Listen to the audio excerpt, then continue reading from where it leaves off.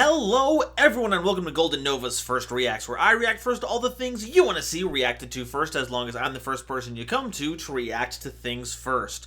Which this time is objectively untrue. It couldn't possibly be any more untrue than it was right now. It's probably going to be that way for a bit. I'll get into some reasons why after the reactions, but I want to check out these new Archfiend cards. I'm going to scoot a little bit this way so I'm not cut off by the camera. And then second thing is, I am so mad that once again Konami has gone out of their way to invalidate one of my videos. I literally have one that covers every Archfiend card that's not part of an existing archetype into a video talking about how there is no Archfiend archetype. And then they release a bunch of Archfiend cards like it's an archetype. These better not have like synergy like that. I will be so mad if they decide to once again undermine my integrity as Yu-Gi-Oh's premier source for card information.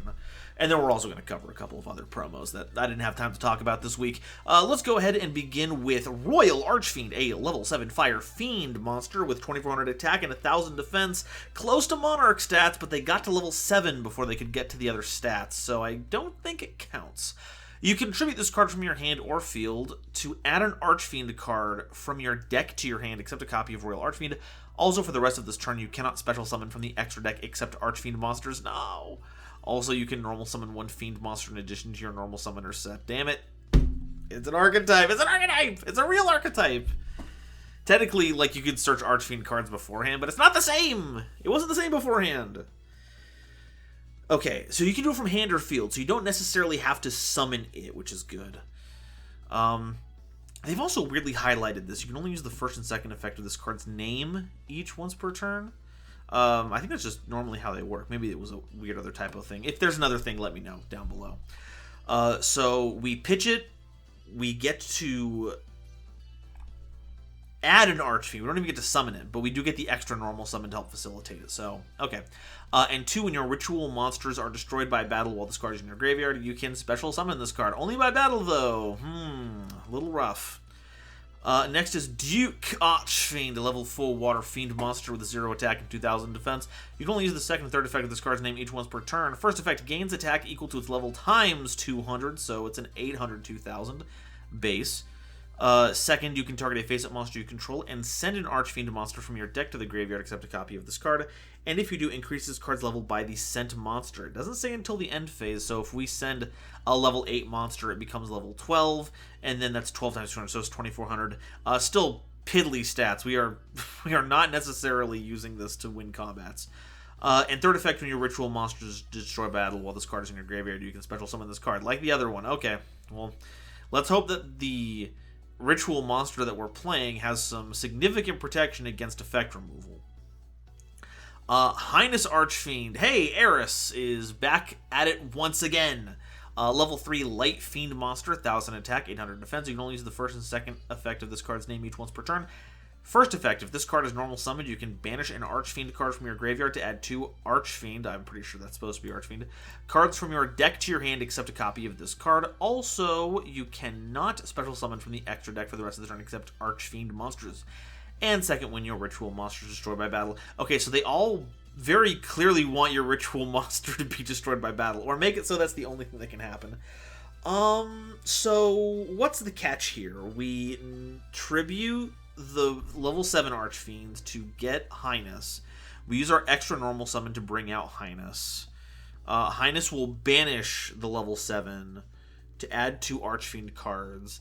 Any 2 Archfiend cards. I'm at a loss as to what exactly would be good ones, but maybe they will show themselves here.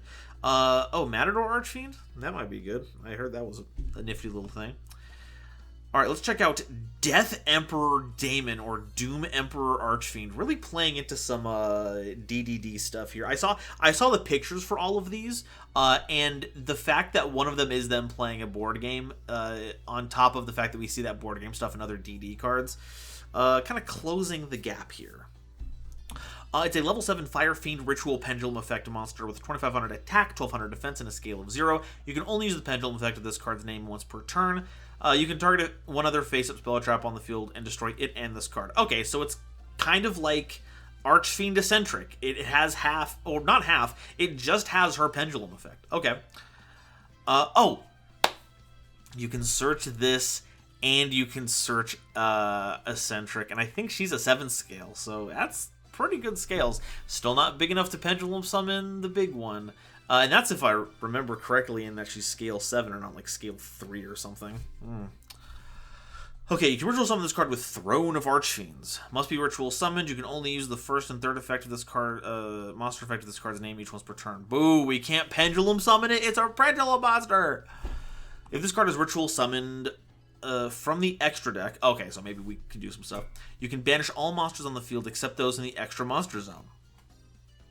Unaffected by other monsters' effects while in the extra monster zone, and if this card is in the extra monster zone, you can special summon a fiend monster from your hand, deck, grave, or banishment. Hey, that seems actually pretty good. You board wipe and then you almost immediately recover, or you can just get a different fiend from anywhere.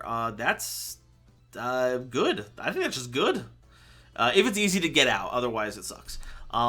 And we have to ritual summon it from the extra deck, which, though, to be fair, that's not difficult to get it there, because it literally destroys itself to get rid of a spell or trap card. So far, we're on the right track here. Throne of Archfiends is a ritual spell card. You can only use the second effect of this card's name once per turn. Ritual summon an Archfiend ritual monster from your hand, face up extra deck, graveyard, or banishment by attributing monsters from your hand and or field whose total levels equal or exceed that monster's level. Okay, pretty flexible when it comes to the requirements, and it pulls from everywhere. During the standby phase, if Doom Emperor Archfiend is face up in your extra deck, you can add this card from your grave or banishment to your hand. So what this is saying is, I'm going to summon the Doom Lord, okay? If you get rid of him, he's going to my face-up extra deck because he's a pendulum monster, and then the throne's coming back to my hand. And you might have remembered that it is unaffected by other monster effects while in the extra monster zone. So while you can still hit it with spell and trap cards, your only other way to deal with it using monsters is by battle. Oh, look, we have a whole cadre of creatures that are here to support you when your monster is destroyed by battle. Oh my goodness gracious. And that's what? That's freaking 14 levels worth of stuff. We're not going to get... Well, I mean, we can get Royal Archfiend's effect again. We can contribute it to get our Search and Extra Normal Summon.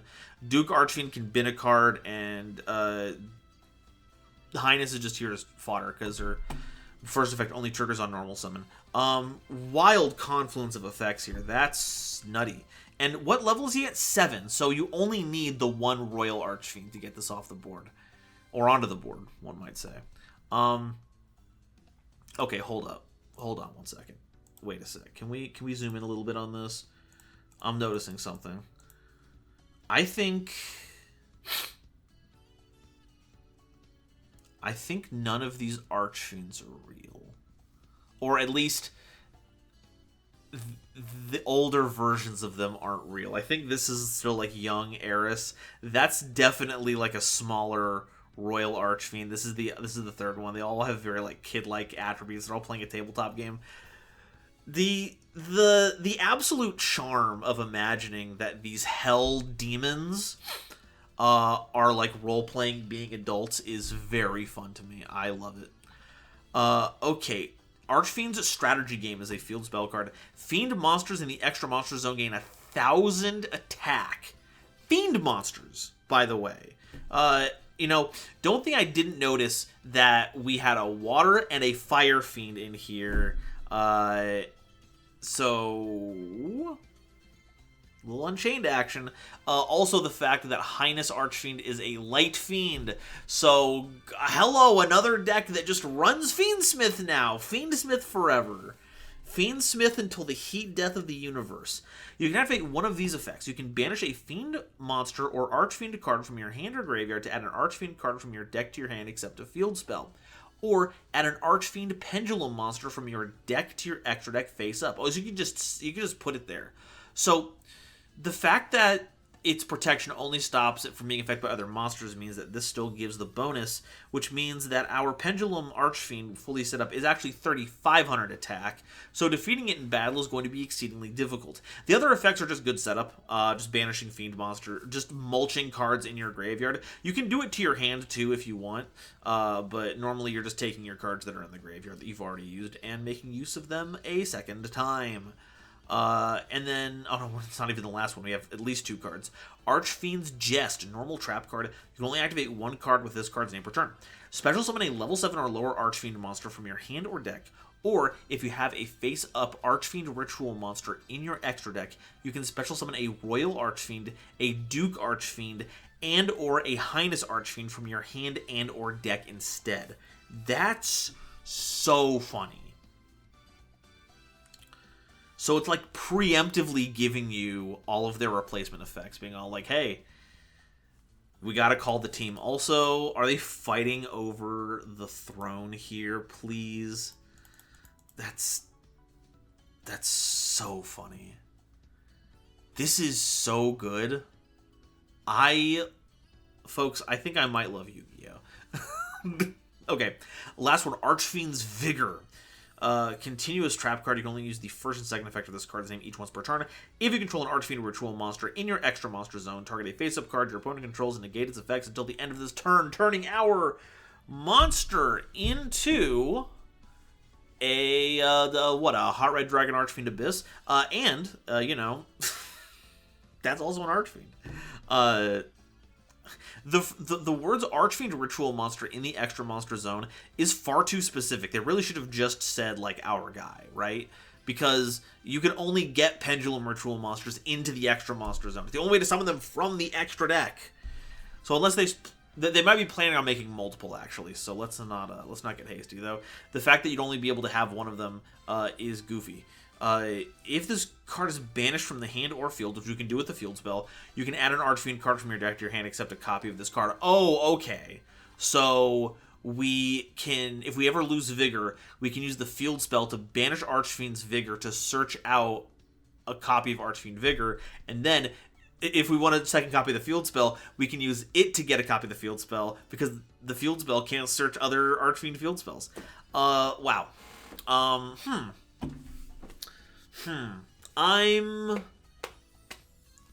torn. So these are some cool cards, but the infrastructure I'm not necessarily a fan of. The fact that we are locked into Archfiend summoning from the extra deck means that it's going to be difficult to play things like Royal Archfiend alongside things like Unchained. If it had the Fiend restriction, we'd be having a whole different conversation here. But the fact that it's saying, hey, use this theme of cards that has been widely underutilized for decades now, exclusively from your extra deck, is a little bit of a bitter pill to swallow. There have been worse restrictions, though. You can summon however much you want from your main deck, but, man. And all for what? Like, you get some bodies that come back when your boss is destroyed that give you a little bit of extra consistency, but I'm not seeing these and saying, oh man, these are gonna break any board that they're thrown against, that they're thrown at. But this card is pretty cool. I'm wondering if Doom Emperor Archfiend and Throne of Archfiends is enough.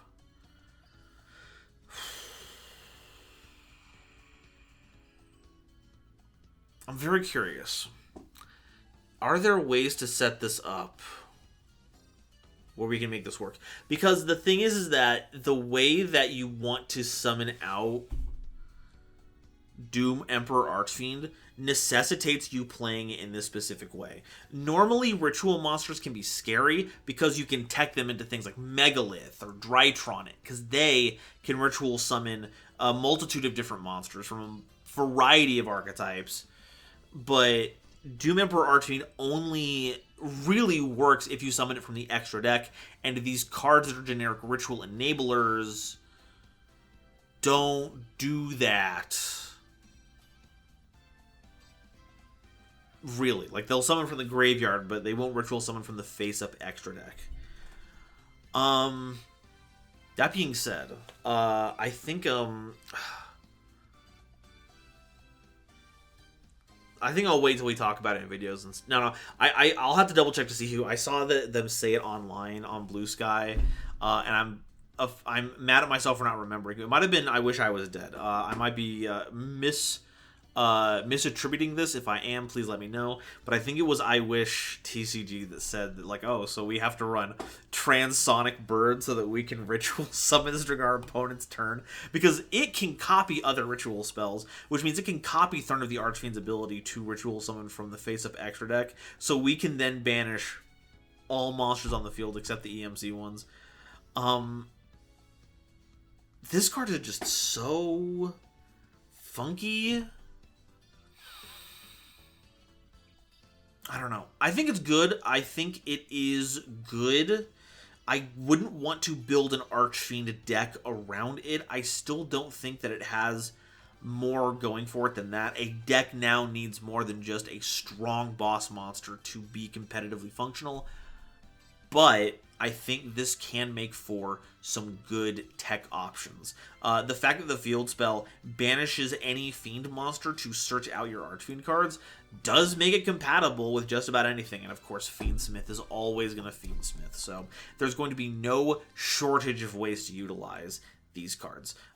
Before we hop off this episode, a couple other things. We have 3 cards that I did not do reacts to. So let's take a look at Treasure Panda, level 1 Earth Beast, flip monster, 100 attack and defense. You can only use the first, second, and third effect of this card's name each once per turn. First effect, if a set monster is on the field, you can special summon this card from your hand. Hey! You know, I think they said this was going to be good for Mimighoul, and it's just having the text now. Second effect, you can target up to 3 set monsters, change them to attack position, then if you changed 3 monsters to attack position, inflict 900 damage to your opponent. If this card is flipped face up, you can send a normal monster from your deck to the graveyard. Okay. So, no, yeah, this is just good. Granted, hitting that 900 damage thing is, A, probably Magical Christmas Land, and B, the fact that the bonus is so paltry, I don't think you even need to care about it. Just the fact that you get to flip up to 3 monsters is wild. And those being your opponent's cards means that you're doing it during the main phase, so you are enabling your Mimighoul. So this is actually stupendous, right? It's a level 1 monster, so it lets you Xyz summon either of your Mimighoul Xyz monsters. It's a flip. This just seems particularly on brand for them. This seems like perfect legacy support. Mimighoul in all but name. Lest G become a monster. Okay, Magical Musketeer Mastermind Caspar. Thank God he's taking over from the original the original Mastermind, because that guy sucked. I am so mad. Moai of Knowledge got me. He freaking got me with this. I was like doing something else at the time, and he was like, hey, new Zodiac support just dropped. And I had just dropped the Draco Slayer video where I effuse twice that we need to have the second wave of Zodiac support, and I think it was like the day of or like the night of that I dropped that. So if that had happened, I would have lost my shit. Unfortunately, we are referring to Lithium's greatest statement ever, that this is the new Zodiacs, which was of course proven true in YCS Providence 2079. All thanks to this Link monster, a Link 2, so we can actually play something after Max. I forget, can Max be used as material for a summon afterwards? Magical Musketeer Max, because if you choose the option that gets you monsters, you can just link into this. I assume. I still haven't read it yet. If this card is linked summoned, if its effects. Okay, no, you can definitely link from this, though that's good. That makes it still a good 1 card at starting point. So it's got top and bottom arrows, 2000 attack. It needs 2 monsters, including a light fiend monster. Well, who's running those? If this card is link summoned, first effect, you can take 2 magical musket cards from your hand and or deck, including a monster. Special summon 1 and set the other to your opponent's field. During either player's turn, you can activate magical musket spell and trap cards from your hand. So it still has the effect, which is fantastic. Special summon 1, set the other card to your opponent's field. So what? You put one of your spell and trap cards in their column that your magical musket is in, and then you, what, play bait doll to trigger the effect so that it activates? What? What are you What are you talking about? Ooh. What is... What? Wait, am I missing something here? Take 2 magical musket cards from your hand and or deck, including a monster. So you special summon one of those. Yeah, so that has to happen because you have to get a monster. Set the other card your opponent's... Like, you could set a monster. That would be fun. You don't have to give them a spell or trap card.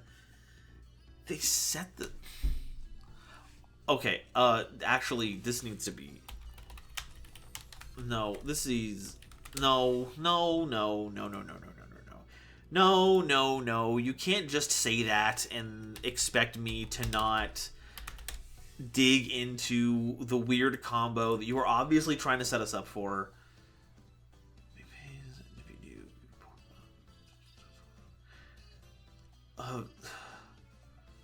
Cross out. Like, there's all kinds of, like, great spell and trap cards that, like, you're giving to your opponent, but they can't use them because they have to control a magical musket monster. So they can't use those.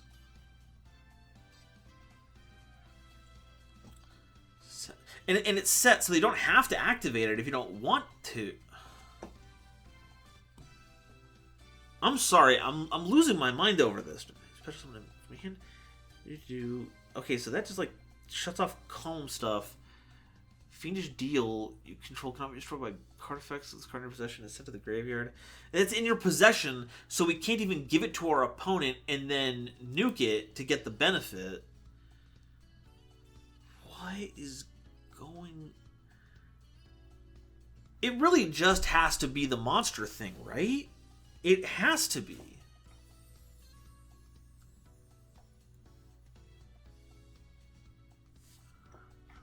Draw card. It's turn.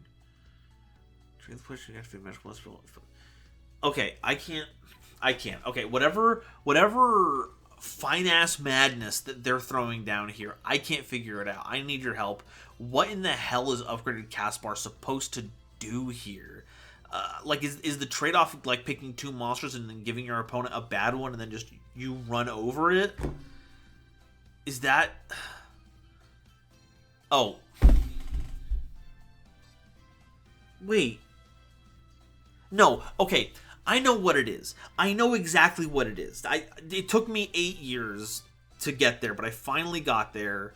You can delete your comment now. I know you spent a lot of time typing it up. You can get rid of it. The idea is that we give our opponent either a monster or a spell, and then we go into max to guarantee that we get either the monster summon or the spell and trap search. But then, if that's the case, why are we putting it on the link too?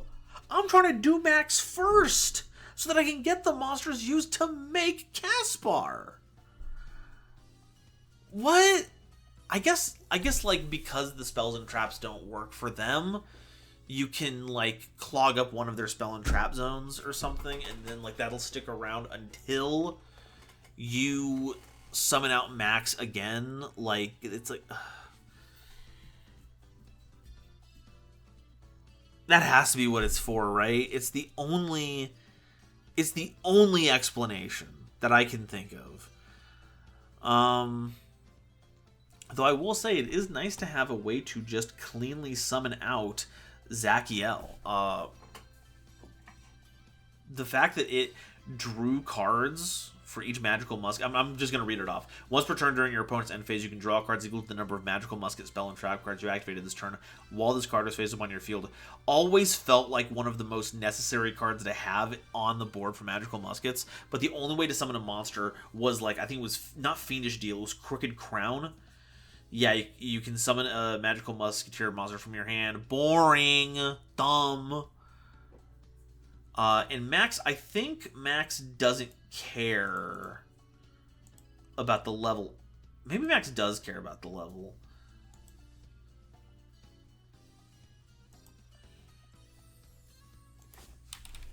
Magical musketeer Max. Looking at Max for the second time this stream. Incredible stuff.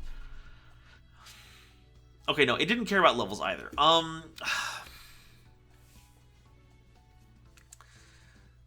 maybe I'm coping that this makes Zachiel, because Max could have done it beforehand. But, like, I don't know, I just like Zachiel being a good card you can play, right? Because you need to... like, the spells and traps don't provide you any advantage. Like, one's removal, one's a counter, one's a combat trick, one's graveyard hate, but they don't replace themselves. The idea is that you're getting bonuses off of your magical musket tier monsters, that you play them in the same column so you can trigger their effects. But that's very, like... You know, I guess that's the whole point of the archetype, but you're jumping through a bunch of hoops to make that happen. Zachiel just kind of says, hey, I might not give you a benefit for playing any spell and traps in my column, but as long as you're playing it during your opponent's turn, I can get you a rebate on those cards, so you can dig through more of your cards and still get the regular benefit. I always felt like Zachiel was the big card to enable the resource engine of this deck, but nothing ever felt good enough to use that as the summon, right? Like, if Max is getting you several different summons, you kind of want to get things that trigger your magical musket monsters. But here, you can only ever get the one. And, you know, getting a big dork on the board probably helps you with pushing for damage. And then now you're set up to draw some cards while interrupting your opponent. Am I coping? I don't think I'm coping. I feel like that's the intended summon target for Mastermind Caspar, but I suppose we'll see what Zodiacs have in store for us in the future.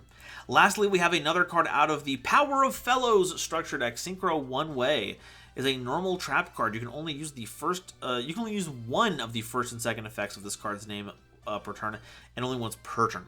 The first effect is to add to your hand or special summon a level 1 level 1 tuner monster from your deck or graveyard. Plenty of good ones. 2, if this card is in your graveyard and you control Junk Warrior or a monster that mentions it, you can set it but banish it when it leaves the field. Okay, so it's just more level 1 tuner summoning to help with that. The fact that you can only activate one effect per turn does kind of suck, but at the same time, having access to a level 1 tuner at the drop of a hat with no other restrictions does feel kind of janky. I think generally people are going to send this directly to the graveyard so they can immediately get the bonus instead of having to set it and wait a turn, but it's not necessarily... Oh, well, actually, I tell myself, you're not actually activating it from the graveyard to get the same effect. You are setting it to the field and activating it again. So maybe they won't send it straight to the graveyard. Because that's actually adding more turns to it. Unless you don't have it, in which case that's how you will set it to the field. Nifty. I think it's like a one of that you just play to help get tuners into rotation. If you play it at all, you know, I don't know if I want to wait a turn for a level 1 tuner. I think I would rather just play a different effect. Okay, wild cards. Synchro Oneway, pretty cool.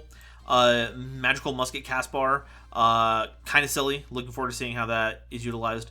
Treasure Panther, perfect Mimighoul card. And the Archfiend stuff that we now have access to. Archfiend Pendulum Rituals. What in the good heavens is going to come from this cooking? Let me know down below. And I think I promised to let everyone know what was going on. I shouldn't cut out just yet. So this is basically the end of the video. But for those who want the Nova lore, the reason this video was late is because I have a job now. I work a good old...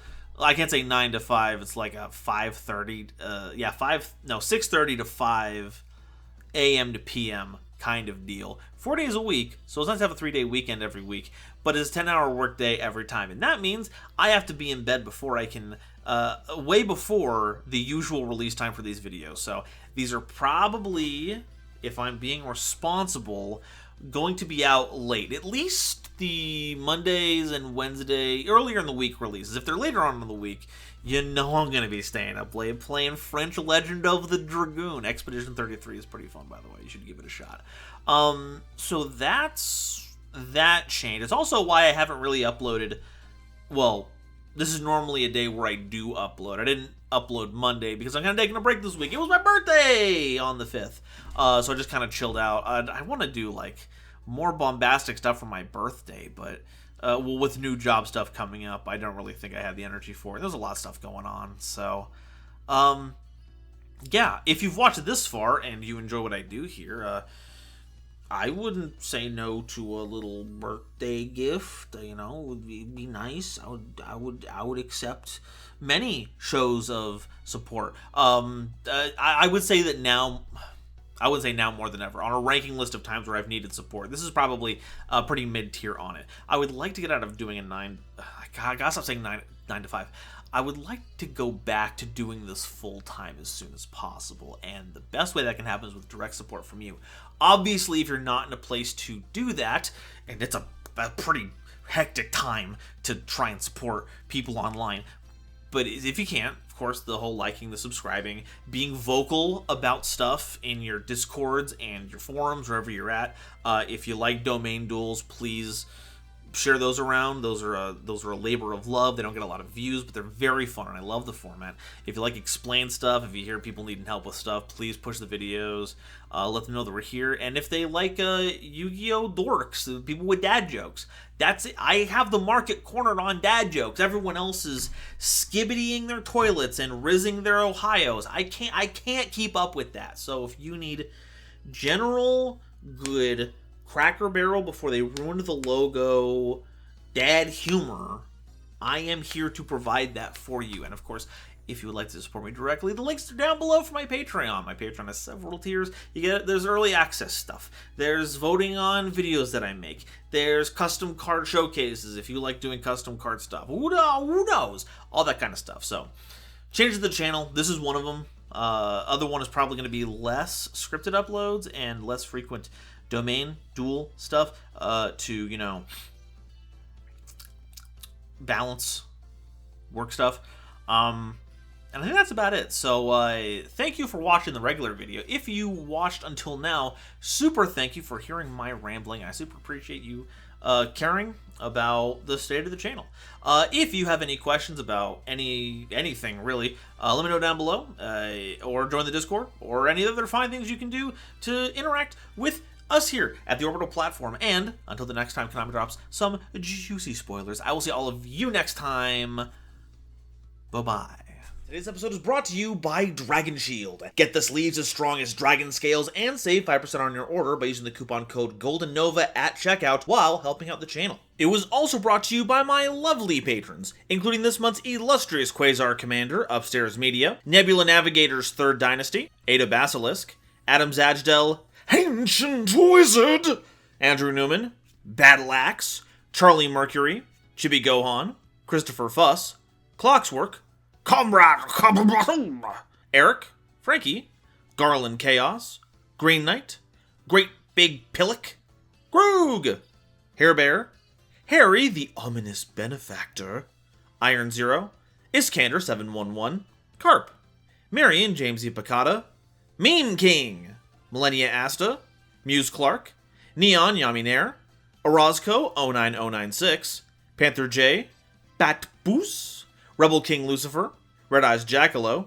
RJ the Jank Monarch, Sonic 21 Blast, The Critic of Innocence, Thievery Coast, and the Wizard Moose, Cosmic Crusaders Ally Vatnia, Animasta, and Thorak, A Random Pup, Blade Runner 1034, Blitzwolf, Brandon Guzman, Jazz Ghost, Christopher Fuss, again, Chris B, Cool Trainer Dark, Dr. Entity RIP, Eki Bullock, Eva Padilla, Herbal D, Julian Marquez, Kale the Dragon, Lobomaru02, Manga Pages, Natiel Lee Alexander, Not Al Gore, Obsidian, Pombo, Rhyme Kairos, Rogue Wolf, Shizuki Nijimura, Simic Toadstool, Sir Knight JCB, Sphilia, Stepfin Huntsman, The Legendary Raven, The Queen of Time, The Gene, Tiger X2476, Tristan O'Meara, and Zaldreka, as well as all the lovely Starlight Explorers you see on screen now. If you'd like to help me in my journey to cover all of Yu-Gi-Oh's archetypes, get my videos early, be a part of these credits and other awesome perks, it would mean the world to me if you would check out the link to my Patreon in the description or consider joining as a YouTube member.